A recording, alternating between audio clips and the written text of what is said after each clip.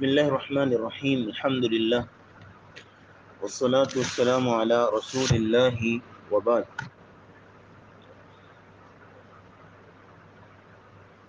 سورۃ النور کی آیت نمبر 11 سے ہمارا سبق جاری ہے۔ اس سے قبل ہم نے واقعہ افک آپ کی نظر تفصیل کے ساتھ کیا تھا کہ جس میں سیدہ عائشہ صدیقہ رضی اللہ تعالیٰ عنہ پہ تہمت لگائی گئی۔ اب اس واقعے کو آیات کی روشنی میں دیکھتے ہیں۔ پہلے تو پوری سٹوری ٹائپ آپ کو بیان کیا، اب آیات کی روشنی میں اس واقعے کے اندر جو اللہ نے تربیتی پہلو بیان کیے ہیں، جو نصیحتیں اور عبرتیں ہیں مومنوں کے لیے، ان کو آپ کے سامنے رکھتے ہیں انشاءاللہ۔ آیت نمبر 11 میں جو کہ پہلی آیت ہے اس پورے واقعے کے ضمن میں، اللہ رب العزت فرماتے ہیں ان الذین جاؤوا بالافک، بے شک جو لوگ لے کے آئے اس افک کو، اس جھوٹ کو، اس بہتان کو باندھ کر آئے، بنا کر لائے۔ افک اصل میں کہتے ہیں خلاف حقیقت بات کو۔ افک اصل میں کہتے ہیں کسی بات کو الٹا دینا، پھیر دینا اس کی حقیقت سے، کیونکہ منافقین نے یہاں ایک انتہائی پاک دامن اور عفت و پاک دامنی کی پیکر، بلند کردار کی خاتون سیدہ عائشہ صدیقہ رضی اللہ تعالی عنہ کو بجائے کہ ان کی عفت و پاک دامنی کو بیان کرتے، بلکہ انہوں نے ان پر جھوٹ باندھا اور بہتان تراشا۔ اور روح المعانی میں آتا ہے کہ الافک ابلغ من ان یکون من الکذب والافتراء۔ افک جو ہوتا ہے نا، اللہ نے یہاں لفظ افک اس لیے استعمال کیا ہے کیونکہ افک جھوٹ اور بہتان سے بھی زیادہ سنگین ہوتا ہے، اس کے اندر زیادہ جھوٹ ہوتا ہے، زیادہ من گھڑت بات پائی جاتی ہے۔ ان الذین جاؤوا بالافک، بے شک جو لوگ اس جھوٹ کو اور بہتان کو باندھ کر لائے، عصبۃ منکم، یہ تمہیں میں سے ایک جماعت ہے، تمہیں میں سے ہیں۔ یہ اشارہ ان منافقین کی طرف کیا جا رہا ہے جو آستین کے سام بنے بیٹھے تھے،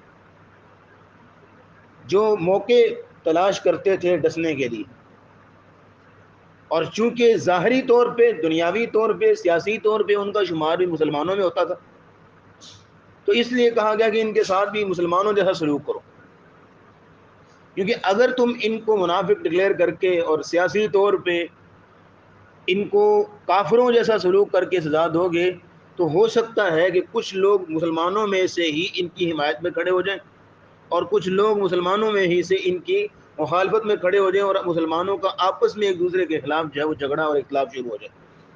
اس لیے عصبۃ منکم کہا، حالانکہ یہ کام منافقوں کا تھا، کہا ان کے ساتھ مسلمانوں جیسا سلوک کرنا، کیونکہ سیاسی طور پہ یہ بہت بڑا خطرہ ظاہر ہو سکتا ہے، اور ہوا بھی، خطرہ ظاہر ہوا بھی، جو کہ اصل ڈر تھا اس واقعے کے ضمن میں۔ نبی کریم صلی اللہ علیہ وسلم نے نا ایک دن آخر تھک ہار کے، ظاہر ہے کہ ایک انسان کی عزت کا معاملہ ہو، غیرت کا معاملہ ہو، انسان ہر وقت سوچتا بھی رہتا ہے کہ ہو کے گیا میرے ساتھ۔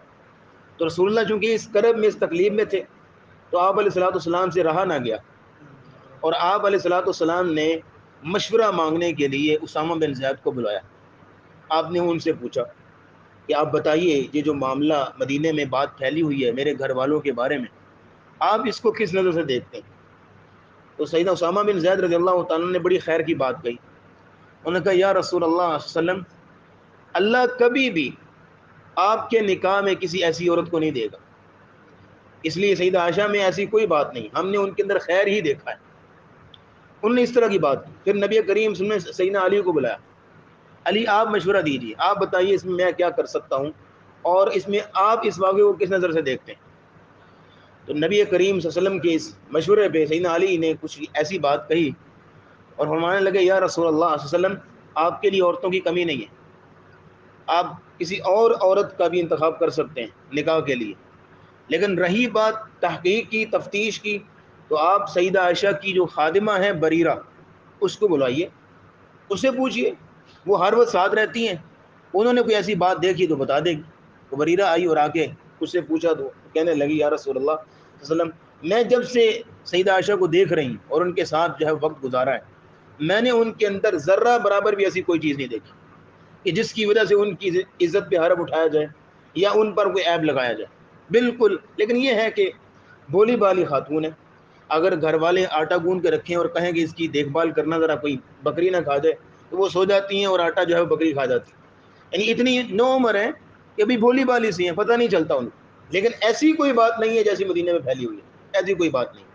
نبی کریم صلی اللہ علیہ وسلم پھر ممبر پہ تشریف لائے اور آپ علیہ السلام نے وہاں پہلی دفعہ ایسا جملہ بولا، اور آپ علیہ السلام نے فرمایا کون شخص ہے جو مجھے میری مدد کرے، میری جان چھڑائے اس بندے سے جس بندے کی اذیتیں، جس بندے کی سازشیں میرے گھر تک پہنچ چکی ہیں۔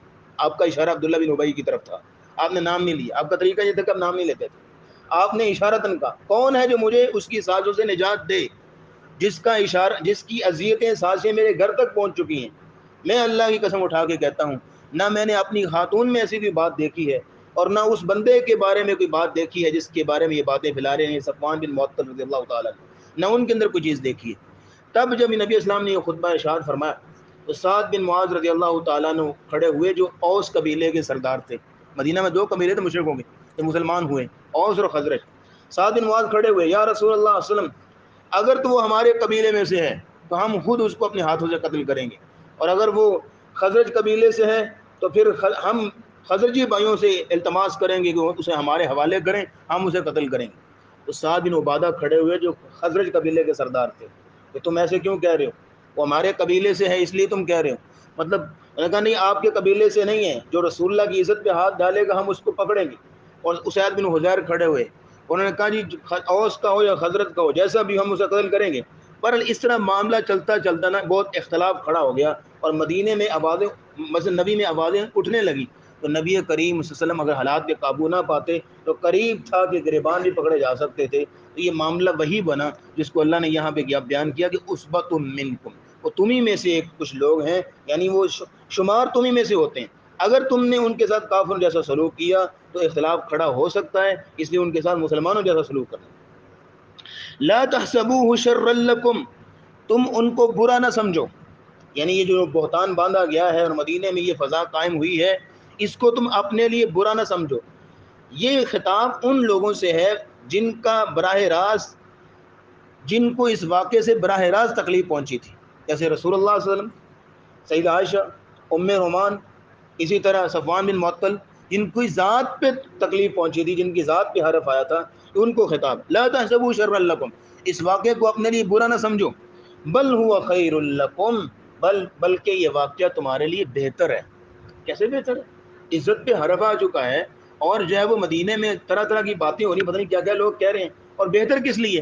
بہتر اس اعتبار سے کہ اس میں اللہ رب العزت نے بہت سی خیر رکھی ہے۔ ایک بات تو یہ ہوئی اس میں خیر کی بات کہ جو لوگ خاندان نبوت کے خلاف سازشیں کرتے تھے، رسول اللہ کے خلاف سازشیں کرتے تھے، وہ بے نقاب ہو گئے، ان کی حقیقت کھل کے سامنے آ گئی۔ پھر دوسرا پہلو بہتری کا یہ ہے کہ سیدہ عائشہ کی پاک دامنی اور عزت و عظمت مزید بلند ہوئی کہ اللہ رب العزت نے قرآن نازل کر دیا ان کی پاک دامنی کے لیے۔ پھر یہ ہے کہ تیسری بات اس میں خیر کی بات یہ نکل سکتی ہے کہ جو اس واقعے کی وجہ سے جو کرب اور تکلیف پہنچی، جو رنج پہنچا، اس پر جو صبر کیا اس پر اللہ نے ڈھیروں اجر دیا۔ انما یوفی الصابرون اجرهم بغیر حساب، اللہ صبر کرنے والوں کو بہت بڑا اجر دیتا ہے۔